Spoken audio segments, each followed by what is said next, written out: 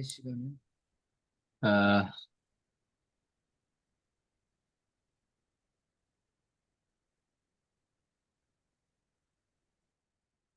저 이제 마지막 강의는 난민에 대해서 한번 강의를 하겠습니다. 난민.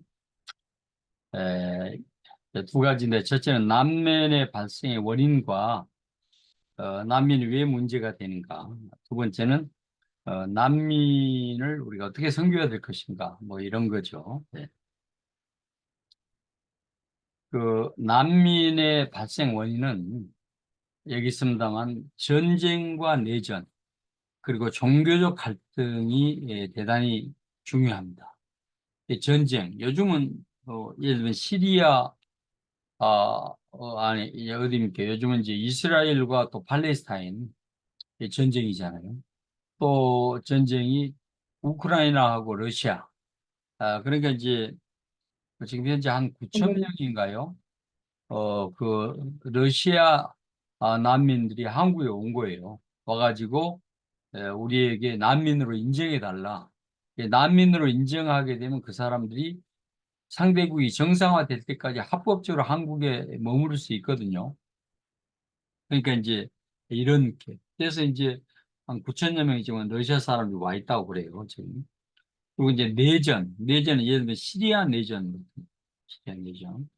그래서 그것은 뭐 이제 내전에서 이제 반대파라든지 아니면 죽을 것 같으면 또 옆 동네로 튀고 다 그런 것이에요. 그리고 이제 세 번째는 종교적인 갈등. 예를 들면, 그래서 기독교하고 이슬람이 아주 이 갈등이 되는데, 이제 이 종교적 갈등 때문에 한국으로 와서 그 난민이다 신청한 사람들이 아주 그냥 의도적으로 온 사람들이 있어요. 누군 줄 아십니까?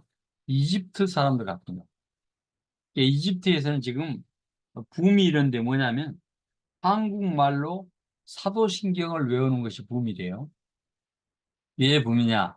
그랬더니 한국에 가서 난민 신청하려 그러면 내가 종교 갈등 때문에 내가 우리나라를 떠났다 이렇게 말을 해야 되는 거예요. 자, 그러면 너 그럼 무슨 종교 가지냐? 나는 원래 이슬람이었는데 내가 기독교 종교를 가졌습니다. 그렇게 되면 야, 그러면 너 한번 사도신경 외워봐라. 그런다라고 하는 거예요.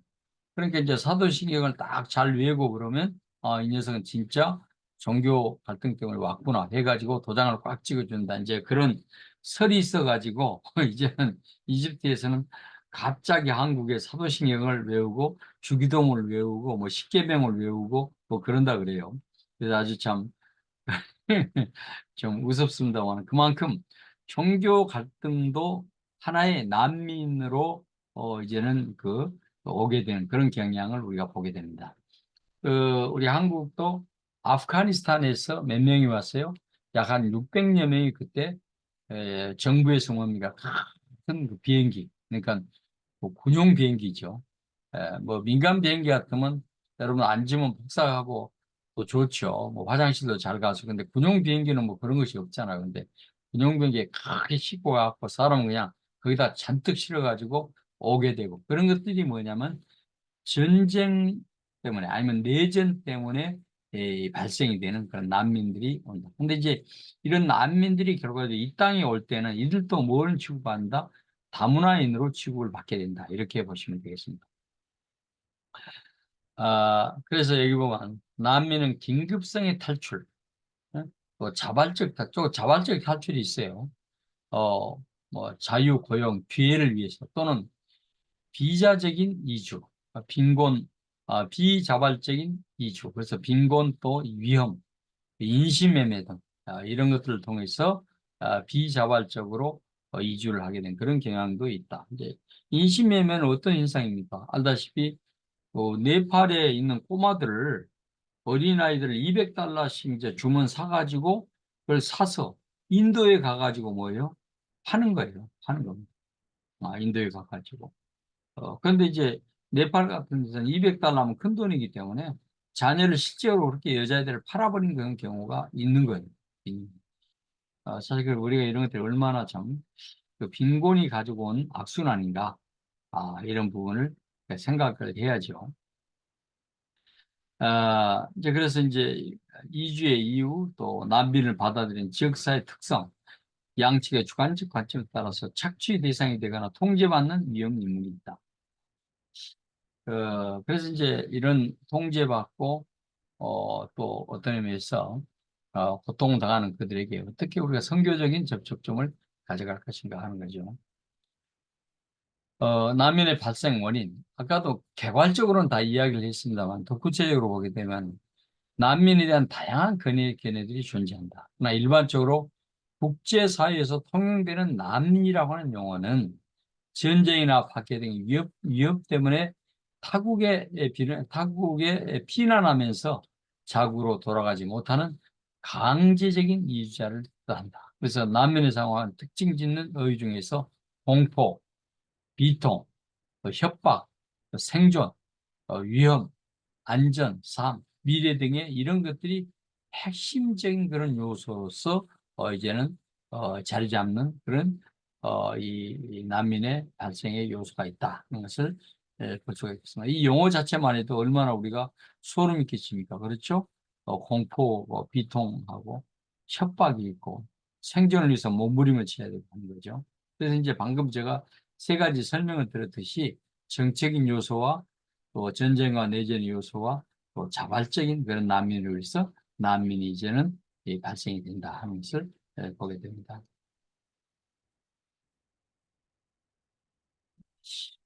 이제 난민의 역사를 보게 되죠. 우리가 이제 어, 어떻게 봅니까? 중간기 이스라엘의 디아스포라, 아수르와 바벨론의 포로로 잡혀간 그것이 이제는 정말 엄밀하게 말하면 그 난민의 역사, 또 우리가 다른 말로 하면 다문화의 어떤 그 역사라고 우리가 봐야 되겠죠. 그죠? 사람들 잡아다 그냥 데려가서 뭐요 노동력을 착취하고 여성들은 갖다 성적 놀이감으로 이렇게 삼고 또 청년들은 갖다가 뭐요 갖다가 뭐 공사판에 노동자로 삼고 이런 것이죠. 이게 노예 삶이죠. 이런 것들이 얼마나 만연했는가 하는 것을 보게 됩니다. 또 하나 이제 보게 된 것은 유럽에서 아프리카인들을 노예로 잡아서 사고 팔았던 그런 어떤 것을 우리가 보게 되죠.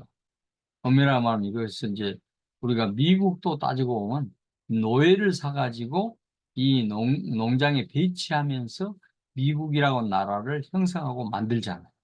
그러니까 이제 미국도 사실은 이 인권을 말하지만 별로 자기 나라의 인권에 대해서는 우리가 소위 하는 말이 있어요. 남이 하면 뭐 불륜이고 자기가 하면 뭐 로맨스라고 하는 얘기 있잖아요. 미국도 자기가 한 건 다 옳은 것이고 다른 사람이 한 건 다 나쁘다. 그런 잣대로 세상을 판단하면 안 되는 것이거든요. 왜냐하면 자기들 나라도 얼마나 이제 무자비합니까? 어제도 이야기했잖아요. 원주민들을 그냥 갖다가 완전히 그냥 원주민들은 미국에서 원주민 정책이라고 하는 것은 소멸 정책이에요. 그러니까 니네들은 번영하고 인간답게 살고 그런 것이 아니에요. 어떻게 하는지 시간만 때우다가 죽어주라 그것이 그 원주민에 대한 미국의 정책이잖아요. 왜 그러겠어요? 자기들이 땅을 뺏어 놓으니까 거기서 국제적으로 계속해서 문제가 되거든. 또 그 사람들이 야 우리 땅 내놔라 그러면 그럴 것도 같고 그러니까 이것이 소멸주의예요. 소멸주의. 그래서 제가 미국 가서 이야기를 들었는데요. 일부러 그런 그 원주민들이 살고 있는 집단화를 만든 거예요. 이렇게 어떤 보호구역, 말은 보호구역이라고 하는 것이 뭐냐면 말이 보호를 해준다 그런 의미가 아니에요. 이게 복지해주고 보호해주고 그런 것이 아니고 너희들 어디 못 나가 그 말이거든요. 보호구역을 만들고 보호구역에 뭘 집어넣느냐? 마약, 또 알코올 이걸 다 집어넣는. 그래서 폐인이 돼서 스스로 죽어버리는 거예요. 이게 이제 이렇게 그런 것들을 보면서 얼마나 미국. 그런데 이제 사실은 미국을 보더라도 다 뭐야 아프리카 노예들을 잡아다가 뭐요 일꾼으로 삼은 동네가 미국이에요. 우리가 물론 미국이 우리 한국에서 6.25 동란 때 나라 구해주고 좋은 일도 했지만은 실제로 이런 부분에서는 또 자기들도 별로 인권이라든지 이런 데서 할 말이 별로 없는 동네가 미국이다 이렇게 또 볼 수가 있습니다. 왜냐하면 이제 우리가 1560년에서 1860년대까지 유럽은 아프리카 사람들 자원 노예로 한 거죠. 얼마나 불행합니까? 여러분들 제가요 그 루트라고 하는 영화가 있어요. 루트 뿔이라고 하는 영화인데 거기에 구타 킨테가 나와요. 주인공. 근데 이제 미국으로 이 사람이 와가지고 다른 데로 성공을 했어. 구타 킨테가 성공을 했는데 자기 마음 가운데 항상 얽매인 것이 하나 있어요. 그게 뭐냐면 나의 뿌리는 누군가, 나의 조상은 누군가. 그래서 나의 조상인 거 그걸 알고 싶은 거예요. 그걸 알고 싶은 거예요. 그 영화가 그러잖아요. 혹시 뿌리를 영화 보셨는지 모르겠네요. 한번 꼭 보세요. 그 뿌리 보시면.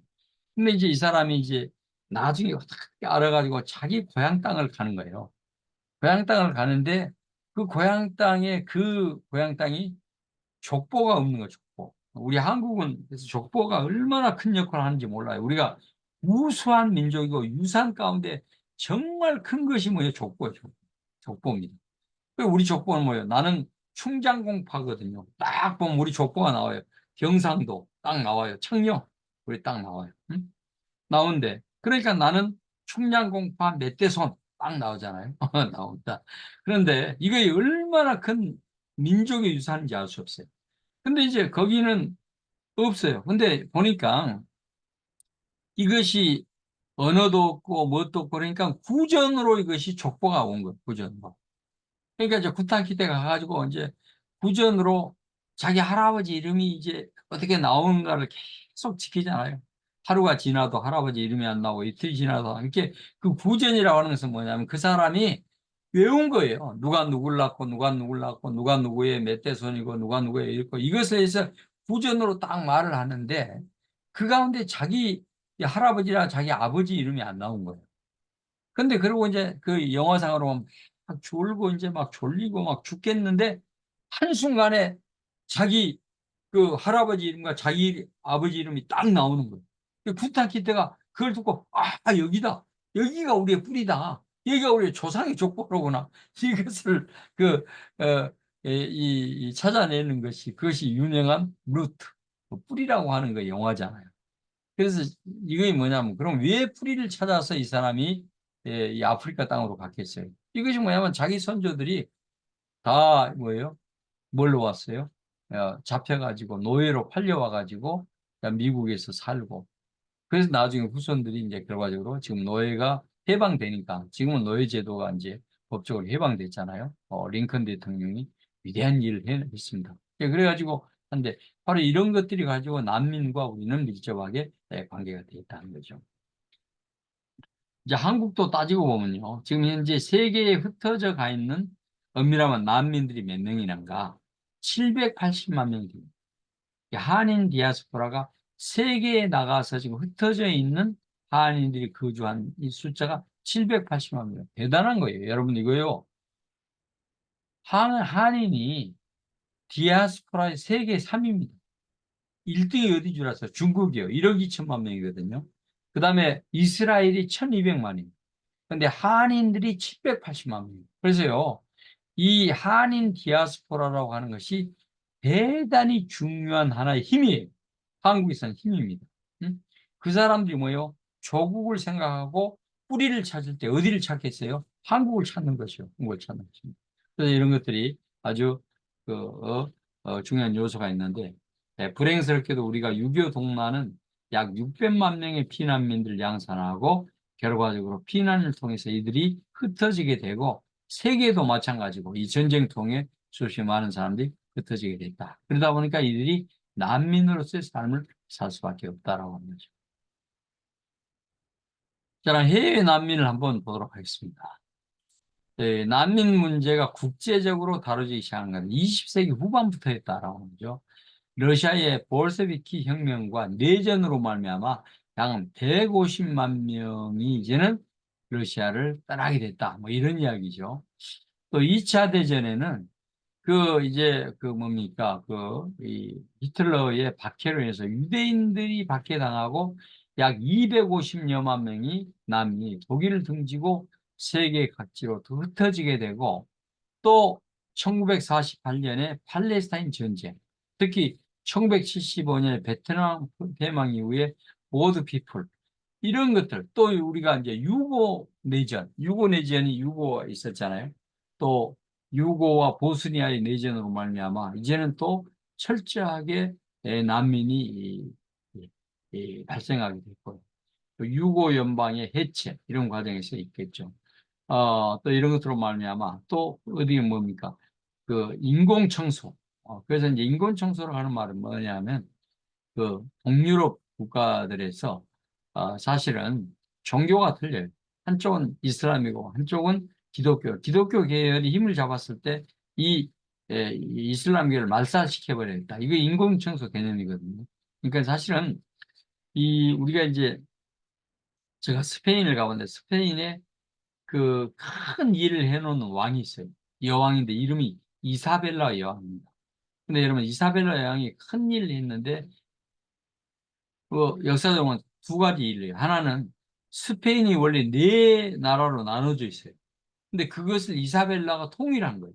그래서 하나의 스페인으로 만들고 지금도 그래서 여러분 스페인들 보려고 보면 이 바르셀로나 부분인가요? 이제는 거기에서는 자기들이 독립해 스페인으로부터 우리는 독립해야 된다고 지금도 독립전쟁을 하고 있잖아요. 그래 얼마 전에 작년 재작년인가 그 투표로 해서 투표율이 훨씬 많이 나오고 그래서 이제 스페인 정부가 깜짝 놀래가지고 이 새끼 너는 누구냐 해가지고 요즘 주저앉히고 그 사람 감옥에 가둬버려 정치 지도자를 감옥에 가둬버렸습니다만은 이사벨라 여왕이 원래는 네 나라로 되어 있는 스페인을 통치했어요. 그다음에 이제 두 번째의 중요한 요소는 콜럼버스라고 하는 사람을 갖다가 뭐예요? 이제는 이 출항을 시켜가지고 결과적으로 뭡니까? 남아메리카. 이제 말하면 브라질, 아르헨티나 이런 모든 남아메리카의 소위 카톨릭을 증거한 것이 이 사람의 업적이고 세 번째는 문제는 뭐냐면 이슬람을 갖다가 스페인 땅에서 소멸시켜 없애버린 거예요. 그래가지고 이사벨 여왕이 얼마나 재밌냐면 이제는 이슬람 사람들 좋다 이거지. 좋으면 가라. 그래가지고 이제 소위 말해서 교환하는 거예요. 이슬람 땅에 있는 그 기독교인들은 오케이 스페인으로 간 걸 우리가 100% 받아주겠다.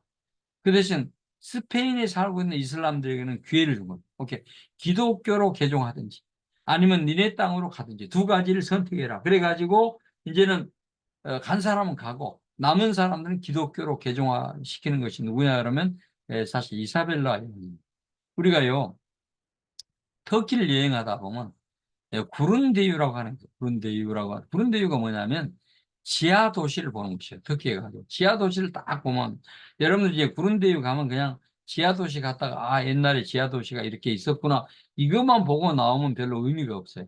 근데 그 구른데유의 딱 옆에 보면요 교회가 하나 서 있어 교회가. 그 여러분들 아니 터키 땅이 교회가 이렇게 맨 건물 있고 십자가가 있고 그러면 이상하잖아요. 그 저는 이제 그런 데를 하도 많이 가봐서 저는 내려가면 또 갔다 오면 골치가 아프고 그래요. 지하도시 갔다 오고. 그래서 저는 안 가고 있다가 교회를 가본 거예요. 교회를 갔더니 이제 어떤 사람이 앉아 있어가지고 자기한테 10달러만 기부해 달래. 뭐 하냐 그랬더니 자기는 이렇게 교회를 지키는 사람이라고 그래서 그러자고 10달러를 줬는데 지킨 사람이 아니에요. 그냥 그 사람 거지인데 그렇게 지금 하고 있는데. 근데 이제 그 교회 같은 것이 뭐냐면 사실은 이 이사벨라 여왕의 어떤 정책에 의해서 교인들이 스페인으로 와버리고 그래서 교회가 지금은 비어 있는 것입니다. 비어 있는 것. 이제 그런 것을 우리가 보거든요. 그래서 이제 이사벨라 여왕이 하는데 이것처럼 이제는 그 종교적인 문제 때문에 이제는 이민자들이 이제는 이동을 할 수가 있습니다. 이제 여러분들 그런 부분들도 잘 생각해 보면 이 난민을 보면서 난민의 역사와 난민의 형태가 이렇게 좀 되고 있구나. 이것을 여러분들이 이제 공부하셨으면 좋겠습니다. 또 마리 미카엘은 중동 난민의 중동 이주의 비극은 2011년에 아랍의 봄부터 시작됐다. 이런 이야기를 하거든요.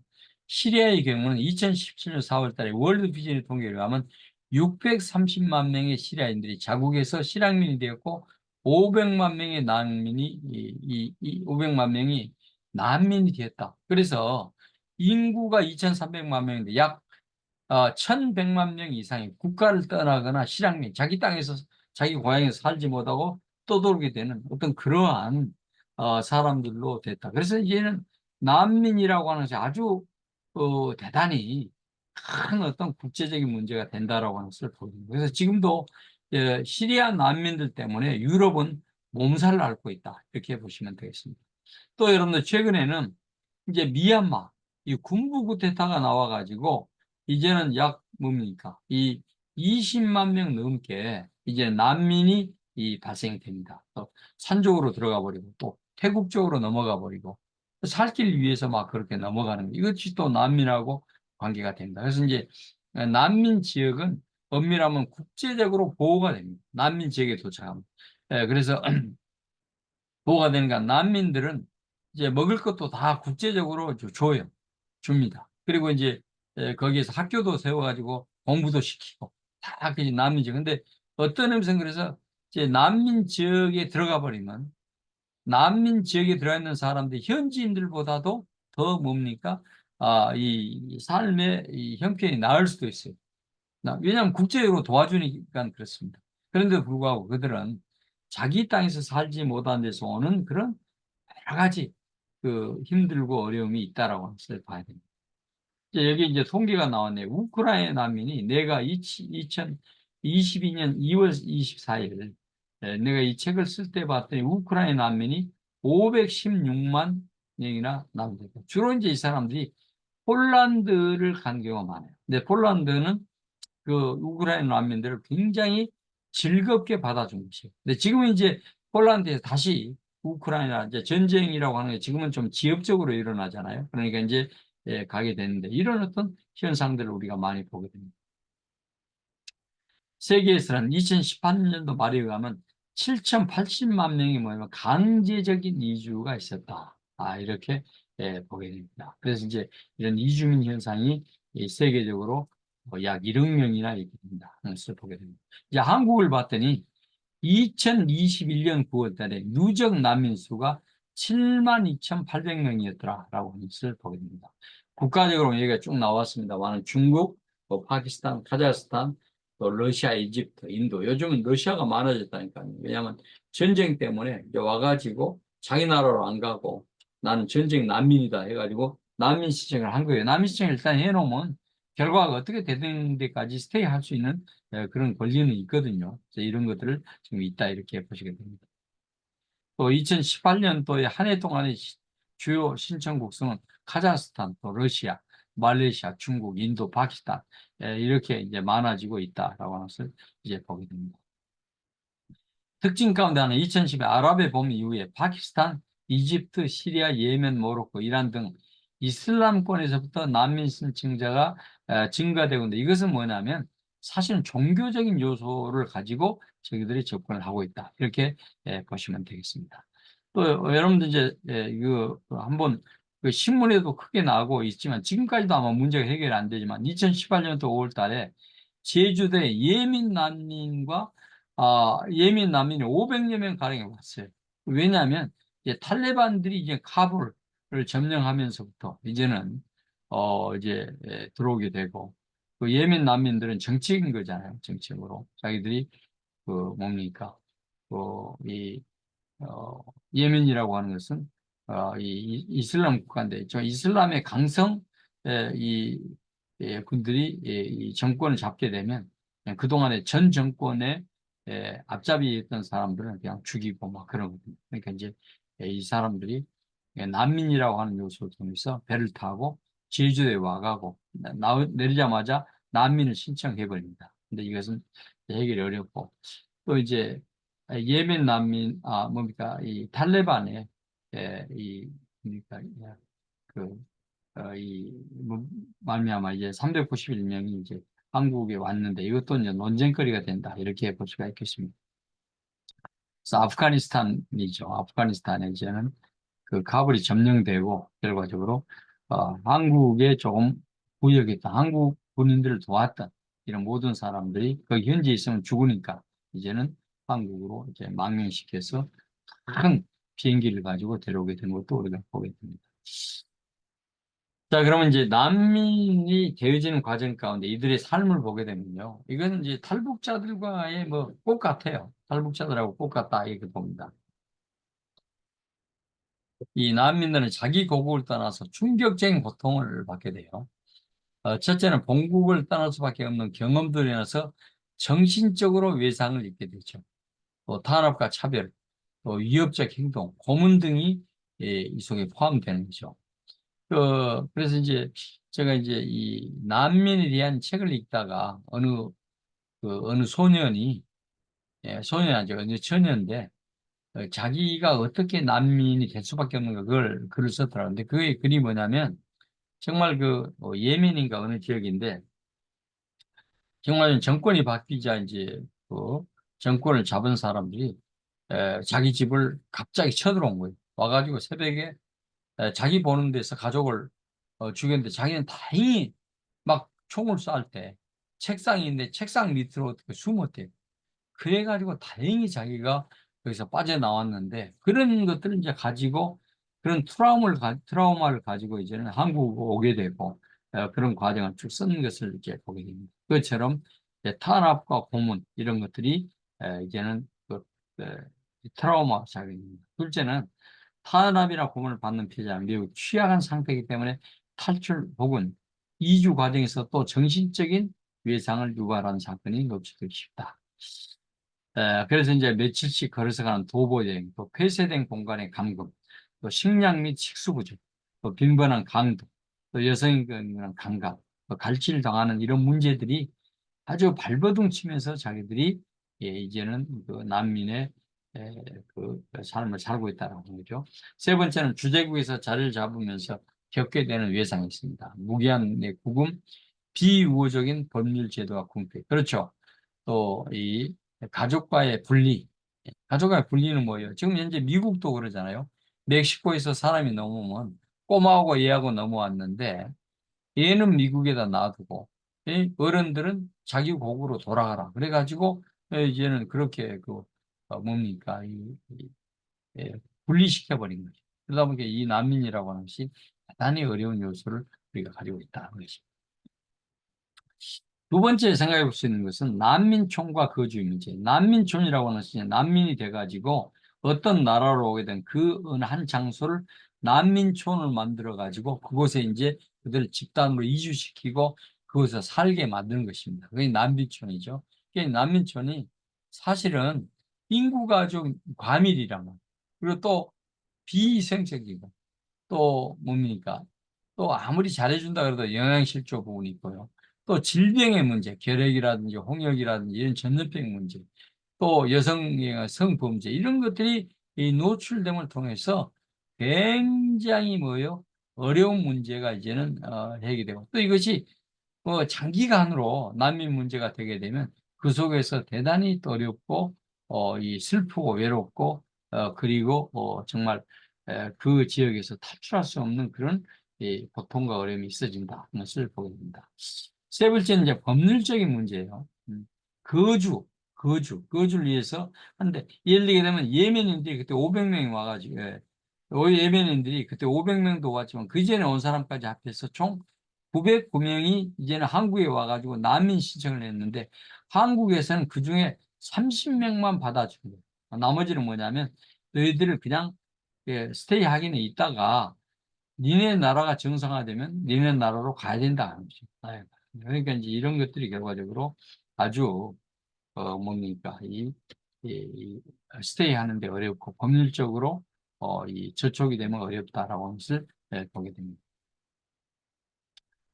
자, 그다음에 이제 보면서 아, 이제는 난민 선교를 우리가 해야 되는데 난민 선교 효용성을 보게 되면요. 그 종교적인 측면에서 갈등과 폭력이 유발되지 한다. 이제 그것은 뭐냐면 이제 난민들도 이제 한국에 왔을 때 기독교를 가지고 오면 뭐 다행이죠. 감사하게도 형제 자매로서 우리가 예우도 되고 신앙생활도 좋은데 이들이 만약에 무슬림을 가졌다 할 때는 어차피 종교적인 갈등이 우리 사회에 유발될 수밖에 없다. 뭐 이런 이야기예요. 그래서 이제 우리는 선교할 때 첫째는 종교적인 갈등을 우리가 어떻게 하는지 치유해보자 하는 것이죠.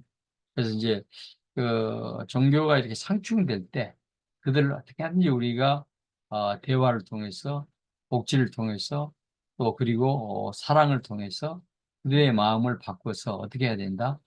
기독교인으로 개종하도록 만들어야 된다라고 우리가 이제 보게 됩니다.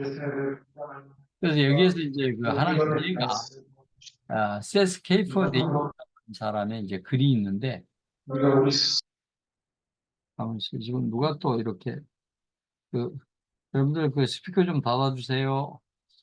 그래서 이제 이 하나의 사례를 발표했더라고요. 그래서 이제 자기가 그 종교 간의 연합은 교회에서 세계 봉사와 협력하여 근데 자기 교회에서 이런 사례가 있었나 봐요. 그래서 이제 콩고인 6명, 또 아프가니스탄 2명, 또 시리아인 3명 이런 사람들을 이제는 뭡니까?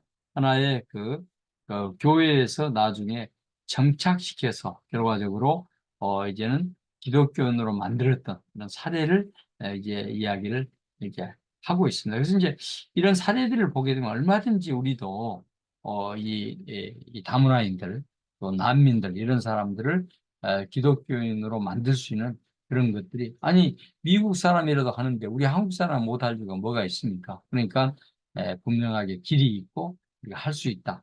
이렇게 보시면 되겠습니다. 여기에 이제 제가 한국의 사례를 듣는데 예멘에서 온 아민이라고 하는 사람이 한국의 하민경이라고 하는 사람과 결혼을 했는데 결혼해서 이제 이 하민경이는 이제 카톨릭 사람이라고 봐요. 그래서 이제 그 기자들이 물은 거예요. 당신들은 어떻게 종교적인 문제가 없습니까? 했더니 이제 예멘 이 친구가 하는 말이 우리는 큰 어려움이 없습니다. 오히려 자신의 종교들에 대해서 충분하게 인정합니다. 이런 이야기를 하는데 그런 의미는 두 사람 부부 사이가 굉장히 효과적이고 잘 살고 또 서로를 신뢰하면서 그렇게 좋은 것 같습니다. 이제 더 적극적인 것은 이 두 사람 다 이제 기독교인이 되면 얼마나 좋겠는가 하는 생각을 갖게 됩니다. 또 이제 우리가 큰 두 번째는 뭐냐면 국제적으로 우리가 난민 문제를 잘 처리하게 되면 국격이 상승된다 그 말이에요. 국격이 상승된다. 이 말은 저번에 어제 이야기했잖아. 독일 사람들은 독일 정부가 이것을 난민을 받지 않겠다고 할 때, 다문화인들을 받지 않겠다고 할 때, 이 메르켈 총리를 향해서 그 나라 사람들이 데모를 한 거라니까요. 왜 우리가 국제적으로 1등 국가인데, 왜 이렇게 꼴등 국가로 만드냐?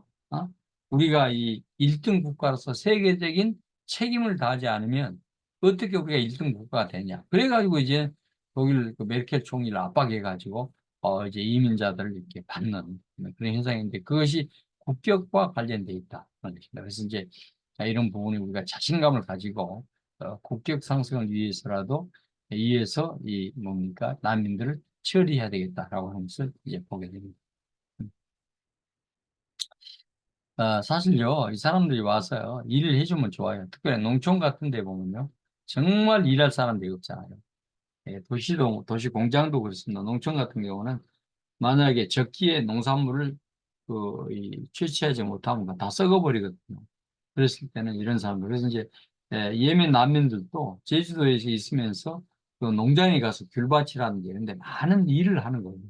그래 나중에 그것이 직업 창출이 되고 살게 되고 이제 그런 현상들도 우리가 많이 봅니다. 이제 세 번째 네트워킹을 해보자. 그래서 국제적으로 그래 이제 이것은 개신교의 어떤 네트워크도 좋고요. 또 국제 간의 어떤 네트워킹도 대단히 중요하다 이렇게 보시면 됩니다. 그래서 이제 이런 네트워킹을 하고자 세계에서 원하는 그런 그 단체들이 많이 있습니다. 교회들도 많이 있고 그래서 이제 그걸 찾아가지고 예를 들면 네트워킹을 통해서 우리가 이 난민들을 처리해 나가는 그런 어떤 것도 좋고 왜냐하면 네트워크를 통해서 다른 나라의 사례를 우리가 볼 수도 있고 그 사례를 통해서 한국 정부에 우리가 어떻게 해야 된다라고 하는 어떤 것들을 줄 수도 있는 그런 이 것들이 바로 네트워킹이 가지고 장점이잖아요. 그래서 지금 보게 됩니다. 결과적으로 그러면 난민 선교를 한번 보게 됩니다. 정말 오갈 곳이 없는 그들에게 처치는 어떻게 해야 될까? 난민 접대와 체류 및 주거 지원을 해보자. 그렇죠? 난민들이 왔을 때 그들이 얼마나 힘들겠어요. 우리가 이제 그들 찾아가서 뭐 간단하게라도 뭘 준다든지 또 복지를 한다든지 또 우리가 뭐 애들 같은 경우 있으니까 학용품을 갖다 준다든지 아니면 교사로서 참여해서 그들을 가르친다든지 이런 것들이 이제는 난민을 어떻게 접대하느냐 이런 부분이 있고 그들이 체류할 때 또 주거 지원 같은 경우도 이제 있어야 되는데 사실 이제 주거 지원도 보면요. 이 문제가 난민들을 그리고 다문화인들을 이렇게 그 지원하는 데 있어서 이 난민 지원하는데 한국에서는 이 정책 위반자들이 머리가 아주 꽝인 사람들이 많아요. 왜냐하면 이 난민 숙소 같은 걸 만들 때는요. 예를 들면 서울 같은 데 가면 전철이 아주 잘 다니고 교통이 편하고 이런 데다가 난민 숙소를 만들어야 되는 거예요. 근데 지금 현재 우리가 난민 숙소 같은 거 어디다 만나냐면 영종도에다 만났어요. 여기 나와 있잖아요. 난민 숙소를 영종도에 82명 구면 난민센터에 있는데 여러분 영종도에서 서울까지 한번 올라오면 전철 타야지 뭐 타야지 이 사람들은 그뭐 영종도에서 무슨 직업이 있는 것도 아니고 그냥 난민으로 갖다 놓지만 이 사람들은 삶을 위해서 자기 개발을 할 수 있는 것들이 전혀 없는 거예요. 그래서 문제는 이것입니다. 그래서 이제 제가 여기에 그 아주 사례로 피난처라고 하는 그 것이 있어요. 이규택인가요? 나한테 두 학기 강의 들으신 엑치에서 강의를 들으신 분이신데 서울대 법대 출신이에요. 이규택 이분, 이희택인가 이름이 그런데요. 이 사람이 뭐냐면 뭐 자기가 이제 공부하면 뭐 파사도 되고 검사도 되고 다 될 텐데 자기는 하나님 사역을 해야 되겠다. 피난처라고 하는 이 난민 NGO 기관을 만들어 가지고 이분이 이제 사역을 해요. 근데 이분 사역하는 것이 굉장히 잘한 것이 뭐냐면 그 금천구 상도동 또 이런데 또 뭡니까? 그 또 이태원, 청파동, 수원 이런 데다 이제 센터를 만든 거예요. 숙소도 만들고 센터. 왜 그러냐면 이, 이 해보니까 이 난민들이 한국에 오더라도 밥 먹고 살았는데 일자리가 창출돼야 돼요. 가서 뭐 이 식당에 가서 일하든지 안 그러면 어디 가서 일용직을 하든지 응? 어디 가서 교통이 좋고 그런 데서 일을 해서 밥 먹고 살아야 되는데 아니 영종도에다 갖다 놔두면 영종도에서 한번 서울 나오려면 몇 시간 걸려서 나오고 뭐 차가 있는 것도 아니고 응? 그러니까 이것이 전혀 이것이 뭐냐면 그 뭐라 그럴까 이것이 이 난민들을 어떻게 처리해야 되겠다라고 하는 아이디어 자체가 없는 거죠.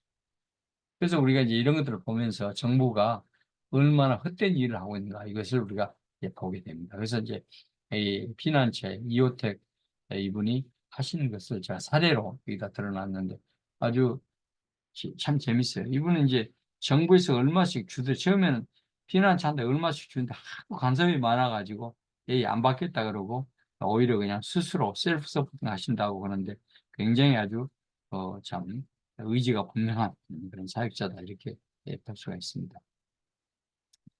그다음 두 번째는 아동 교육을 해보자. 왜냐하면 난민촌에 있는 아동들을 그 아동 교육이 대단히 아주 중요하고 이것은 뭐냐면 시리아 뭐 레바논 내에 있는 난민들 또 이런 그 난민 학교 이 학교들이 어떻게 운영되고 있는가 그래서 이제 여기 이제 교육위원회가 설립해서 난민들도 이제 자녀들에게 중구난방으로 이제는 교육한 것이 아니라 교육위원회를 통해서 교육을 해 나가는 그런 체계적이고 그리고 국제적으로 이제는 어디든지 갖다 놔도 연장 교육이 될 수 있도록 이런 어떤 시스템을 개발하는 것이 참 중요하다. 이렇게 볼 수가 있겠습니다.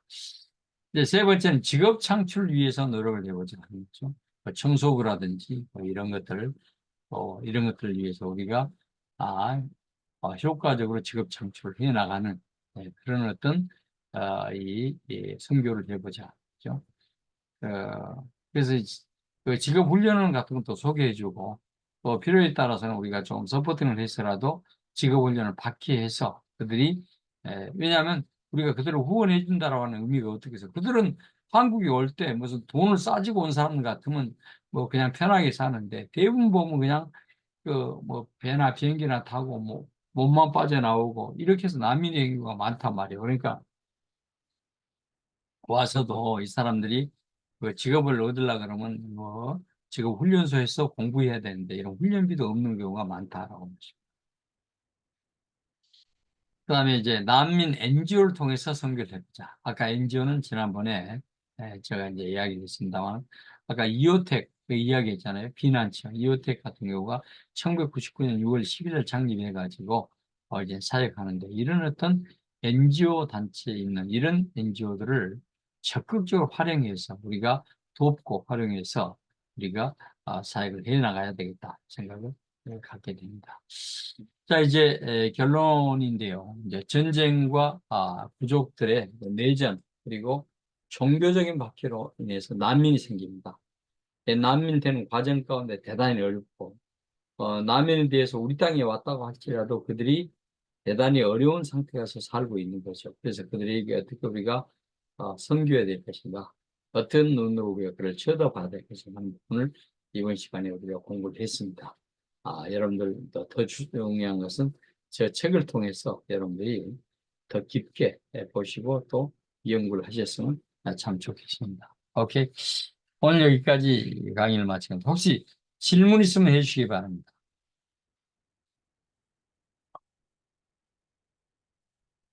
질문에 앞서서 여러분들이 어제 내가 이야기를 했죠. 그제도 이야기를 했는데 여러분들 어, 현대 사회와 다문화 선교, 현대 사회의 다문화 선교 읽고 한 5페이지 정도를 써서 저의 뭡니까? 이 메일, 제 메일이 canmission 네이버닷컴이거든요.